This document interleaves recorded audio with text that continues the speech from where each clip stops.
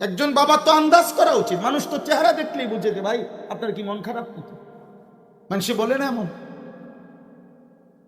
তাহলে চেহারা দেখলেই তো আন্দাজ, একজন বাবার তো চেহারা দেখলে আন্দাজ হওয়া উচিত আমার ছেলেটা কি চরিত্রবান হইতেছে না অসৎ হইতেছে, এটা কি বুঝার কথা না? আপনি এটা বুঝেন না? তাহলে আপনি বুঝেন না আপনার ছেলেটা মোবাইলটা দিয়ে কি করে?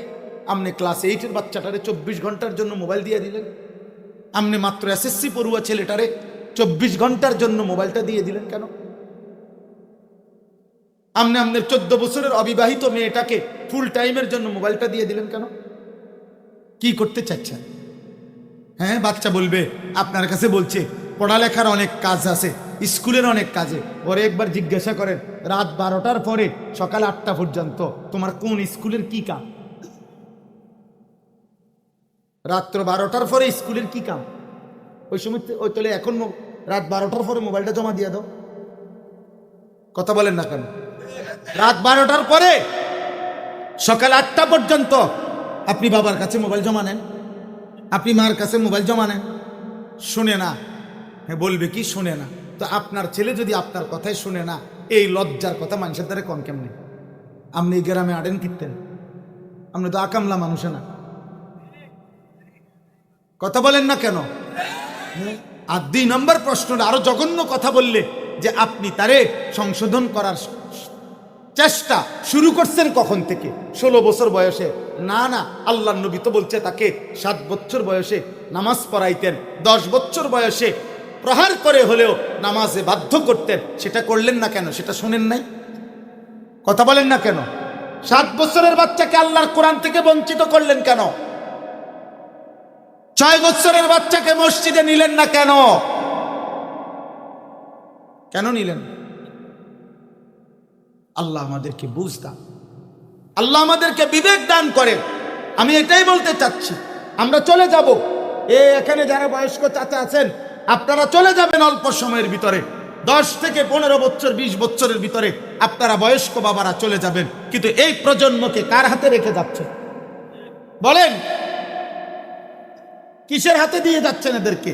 এই নারী ছবি, এই মোবাইল, এই অশ্লীল দৃশ্য, এই মদের আড্ডা, জুয়ার আড্ডা, এই নারীর আড্ডা, অসৎ বন্ধুদের আড্ডায় রেখে আপনি যে কবরে যাচ্ছেন, ওর ভবিষ্যৎ কি হবে বলেন? আপনি চুল চেহারা দেখে বুঝেন না? আল্লাহ আমাদেরকে মাফ করে দেন।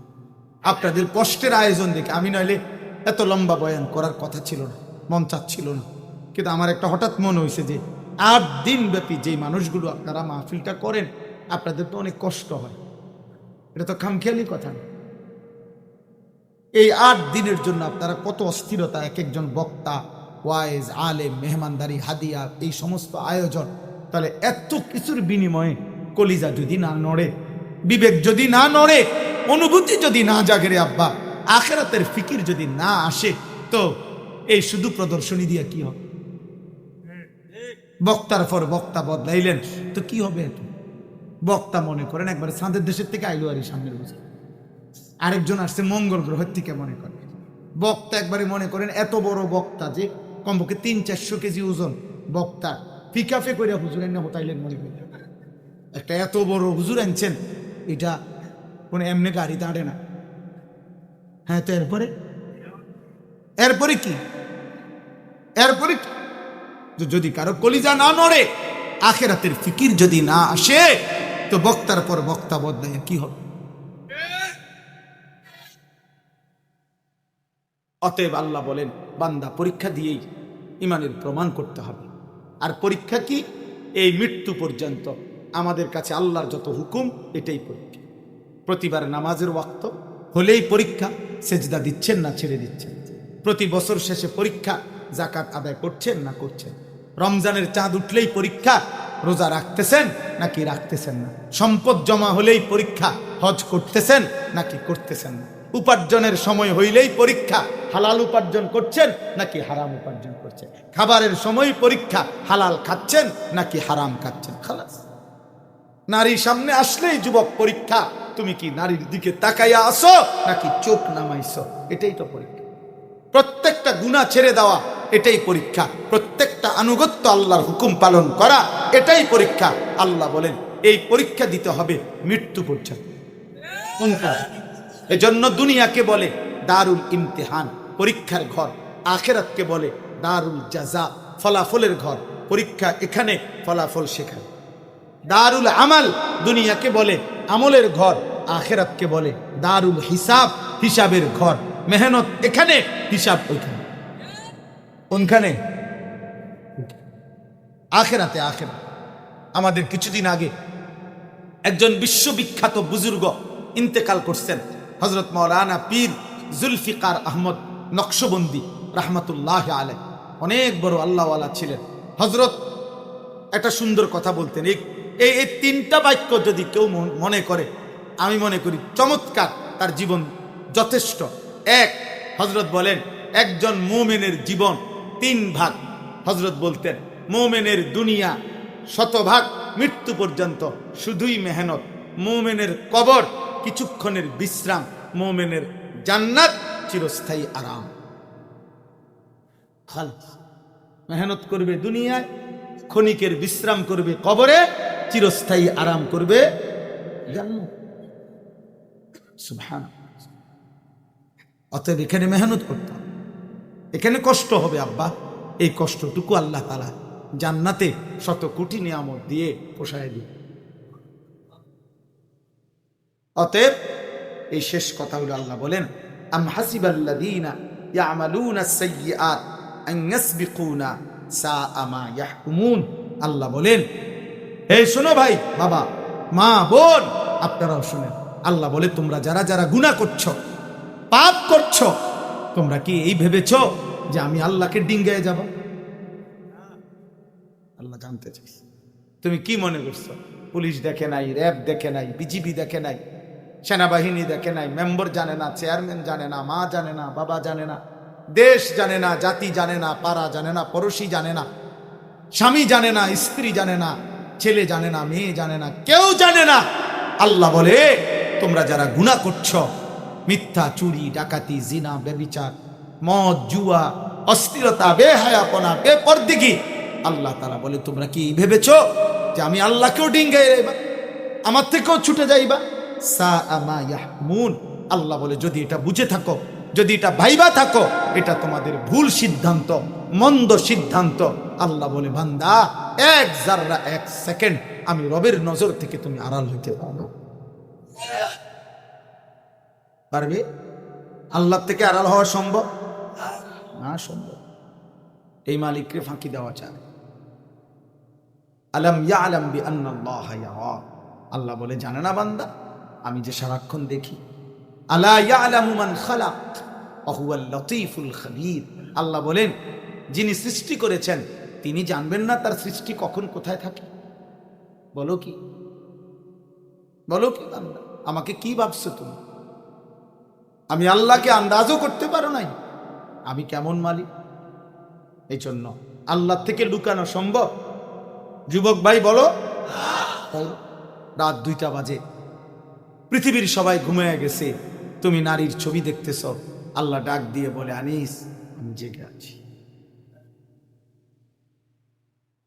আনিস আমি হিসাব নেব। আল্লাহ যেন বলে আনিস আমি কিন্তু বিচার করব, আমি বিচার করব, আমি ছাড়বো না, আমি ছাড়ব না। সর্বশেষ 5ম আয়াত, মান কানা ইয়ারজু লিকা আল্লাহ ফাইন্না আজালাল্লাহি লাআতিন। সুবহানাল্লাহ। আল্লাহ বলে অতএব সব কিছু বুঝে শুনে পরীক্ষা দেওয়ার নিয়ত করছো যারা, এবং আমি আল্লাহর হুকুম পালন করবা যারা, গুনাহ ছেড়ে দিবা যারা, এই কথা মনে করে যে ইবাদত করতে করতে আল্লাহর কাছে একদিন সাক্ষাৎ হবে, জান্নাত পাবো, আল্লাহর মুলাকাত পাবো, এই আশা করে যারা বন্দিগি করছো, আল্লাহ বড় মায়া করে বলছে ফাইন্না আজালাল্লাহি লাআতিন। শোনো, সিজদা দিতে থাকো, গোলামি করতে থাকো, গুনাহ ছেড়ে দাও বান্দা। আমি আল্লাহ তোমার একটা আশা, আমার সাক্ষাৎ পাইবা, জান্নাত পাইবা। অচিরেই আমি একজন ফেরেশতা পাঠাবো, মালাকুল মউত আজরাইল, সে তোমাকে আমার কাছে নিয়ে আসবে, আমার জান্নাত আমি তোমার আমার হাতে তুলে দেব। মান কানা ইয়ারজু লিকা আল্লাহ ফাইন্না আজালাল্লাহি লাআতিন। যারা যারা আমি আল্লাহর মুলাকাত, সাক্ষাৎ, জান্নাত কামনা করছো, আমার ফেরেশতা মৃত্যুর আসবে, তোমার কাছে নিয়ে যাবে। এজন্য মুফাসসিরিনে কেরাম বলেন, আল মাউতু জাসরুন ইউসিলুল হাবিব ইলাল হাবিব। ইমানদারের মৃত্যু হচ্ছে একটা পোলের মতো, একটা ব্রিজের মতো, একটা সাঁকোর মতো। যেই পোলের এই পাশে দাঁড়িয়ে আছে ইমানদার, ওই পাশে দাঁড়িয়ে আছে রব্বুল আলামিন। এ পাশের যিনি, তিনি আল্লাহর বন্ধু, ওই পাশে যিনি, তিনি মুমিনের বন্ধু। দুই পাশে দুই বন্ধু দাঁড়িয়ে, মাঝখানের পোলটা হচ্ছে মৃত্যু। মৃত্যুবরণ করিলেই আজরাইল যেন এক বন্ধুকে আরেক বন্ধুর সাথে মিলায় দিচ্ছে।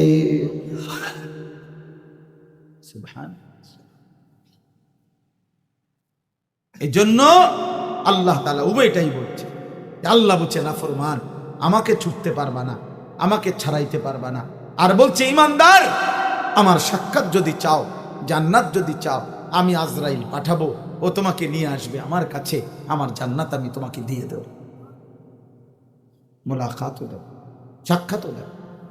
অতএব আজকে এই গভীর রাতে ওরা সৌভাগ্যবান, বলে এটা কিছু না, আল্লাহকে রাজি, আল্লাহকে রাজি, আল্লাহকে রাজি করো। মনে রাখো, নয়তো তুমি, আল্লাহ যদি তুম করে 30 বছর হায়াত দেয়, এই তোমরা এখন যাদের বয়স 14, 16, 18, 20 বছর, তো তোমরাও মনে রাখো 30 বছর পরে হইলেও মনে কইরো, আল্লাহ যদি তৌফিক দেয়, আল্লাহ তুম করে আরো হায়াত দিক। আমরা দোয়া করি, সেদিনও শুনবা শহীদ শরীফ ওসমান হাদিকে মানুষ চিনে কিনা, আর নাফরমানকেও চিনে কি। দেখো, এই জন্য দয়া করে আমার এই শেষ কথাগুলো হলো, এটাই মূলত কথা। এই আয়াতগুলোর মূল বক্তব্য এই কথা। আল্লাহ তাআলা সূরা আনকাবুত, এই সূরা কোরআনুল কারীমের 20 নম্বর পারা, 29 নম্বর সূরা, এই শুধু এখন 5টা আয়াতের তর্জমা বলি, তাহলে আমার কথা শেষ। আল্লাহ তাআলা বলতেছেন, বিসমিল্লাহির রহমানির রহিম, আলিফ লাম মিম। এটা কোরআনের মুজিজা।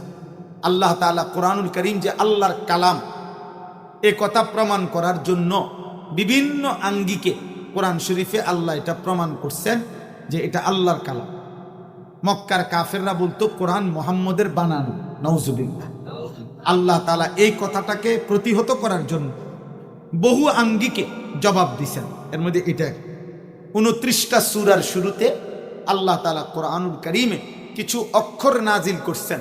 এই অক্ষরগুলো নাজিল করে আল্লাহ বলছে, বন্ধু, এগুলোর অর্থ শুধু আমি এবং আপনিই জানি। অতএব আপনিও বলবেন না, আমিও বলবো না, শুধু নাজিল করে দিলাম। এবার পৃথিবীর সমস্ত নাফরমানদেরকে বলেন যে তোমাদের যত জ্ঞানী গুণী বুদ্ধিজীবী আছে, সবাইরে বলো যে এই অক্ষরগুলোর অর্থ কি বলতে। আলিফ অর্থ কি, লাম অর্থ কি, মিম অর্থ কি, আলিফ অর্থ কি, লাম অর্থ কি, রা অর্থ কি, হা অর্থ কি, মিম অর্থ কি। এরকম 29 বার কোরআন শরীফের 29টি সূরার শুরুতে এটা আছে। শেষ পর্যন্ত 1450 বছরে আজ পর্যন্ত কোনো বেঈমান, নাফরমান, পাপিষ্ট প্রমাণ করতে পারে নাই, বলতে পারে নাই এর অর্থ কি। অতএব বারবারই এটা প্রমাণিত হচ্ছে কোরআন আল্লাহর কার কালাম। তো বলে কারণ হলো কি? কারণ হলো পৃথিবীতে কেউ যদি গল্প লেখে, কবিতা লেখে, প্রবন্ধ লেখে, তাহলে পরবর্তী জ্ঞানী গুণীরা এটা ব্যাখ্যা করতে পারে, বিশ্লেষণ করতে পারে, বুঝাইয়া কইতে পারে যে উনি এটার দ্বারা এই বলতে চাইছেন, ওইটার দ্বারা এই বলতে চাইছেন, এটা ব্যাখ্যা করতে পারে। তো যদি মুহাম্মাদের বানানোই হয়, তো তোমরা এটার মানে কি কইতারো না কেন? তোমাকে বুদ্ধিজীবী ডাকো না কেন? তোমাকে পণ্ডিত যারা, তাদেরকে ডাকো না কেন? কেউ বলতে পারে। অতএব কোরআন কার কালাম? আহাসিবান নাসু আন ইউতরাকু আন ইয়াকুলু আমান্না ওয়া হুম লা ইফতানুন। আল্লাহ তাআলা বলেন, এই অল্প কথায় বুঝে আল্লাহ তাআলা বলেন, হে মানুষগুলো, কি তোমরা ভেবেছ, আমার বান্দারা কি এই ভেবেছে যে সে শুধু মুখে বলবে? কাউল মানে জবান, মুখ দিয়ে বলা যে আমি মুমিন, আমি মুসলমান। আল্লাহ বলেন, এতটুকু বলেই আমি আল্লাহ কোনো পরীক্ষা না নিয়ে তোমাকে এমনিতেই ছেড়ে দেব, জান্নাত দিয়ে দেব, এই কি ভেবেছো তোমরা? তুমি শুধু দেখাইবা ভোটার আইডি কার্ডে ধর্মের পাশে লেখা ইসলাম, জন্ম নিবন্ধন সনদে ধর্মের পাশে ইসলাম, পাসপোর্টে ধর্মের পাশে ইসলাম, নিজে পরিচয় দিবা আমি মুসলমান, খালাস। ফেরেশতা আখিরাতে গেলেই হাসরের ময়দানে বলবে আসেন জান্নাতে আসেন। হ্যাঁ, আল্লাহ বলছে কোনো পরীক্ষা নেব না। অহুম লা ইফতানুন, তাহলে কি কোনো পরীক্ষা নেব না আমি এমনিতেই? আপনি বিড়ি খেতে খেতে ব্যস্ত যাবেন গা, কারবারে নাও। আর সুবহানাল্লাহ, আপনি 60 বছর এখনো আপনি কথায় কথায় গালি দেন, আপনি এই তালে ব্যস্ত যাবেন গা? ব্যস্ত আপনার আব্বার সম্পত্তি। হ্যাঁ, কিতা ঘটনা কিতা?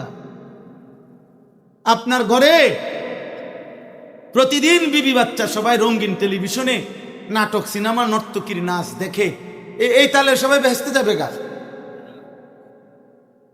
বিষয়টা কি? আল্লাহ বলেন ওয়ালাকাদ ফাতান্নাল্লাযীনা মিন ক্বাবলিহিম, শোনো বান্দা, প্রত্যেক যুগে আমি আল্লাহ যারাই নিজেকে মুসলমান পরিচয় দিয়েছে, আমি আল্লাহ তাদেরকে ঈমানের পরীক্ষা, ইসলামের পরীক্ষা নিয়েছি। কি নিয়েছেন? পরীক্ষা নিয়েছেন। কি নিয়েছেন? পরীক্ষা দিতে হবে। ফালা ইয়ালামান্নাল্লাহুল্লাযীনা সাদাকু ওয়ালা ইয়ালামান্নাল কাযিবিন। আল্লাহ বলেন পরীক্ষা নিয়ে আমি জেনেছি ঈমানের দাবিতে কে সত্যবাদী, কে মিথ্যাবাদী।